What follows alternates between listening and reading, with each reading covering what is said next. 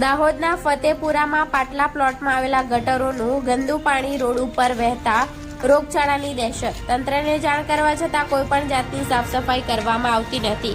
ફતેપુરા પાટલા પ્લોટ વિસ્તારમાં ગટરો બનાવેલ છે, પરંતુ તેની સાફ સફાઈ કરવામાં આવતી નથી. સાફ કરવામાં આવે છે પણ તેમાંથી કાઢેલો કચરો બહાર મૂકવામાં આવે છે અને 2 દિવસ પછી ફરી પાછો અંદર પડે છે. હાલની પરિસ્થિતિ જોતા ગટરો બ્લોક થયેલ હોવાથી રોડ ઉપર લોકોના મકાનનું ગંદુ પાણી વહેતા રોગ ફેલાવાનો ભય છે. તંત્રને જાણ કરવા છતાં આંખ આડા કાન કરવામાં આવે છે.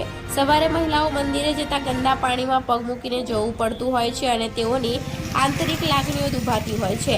જિલ્લા વહીવટી તંત્ર દ્વારા આ અંગે યોગ્ય નિર્ણય લઈ ફતેપુરાની અંદર ગંદકી સાફ કરાવવામાં આવે તેવી ફતેપુરા ગ્રામજનોની માંગ છે. Reporter Pravin Kalal, Gujarat crime news, Fatepura.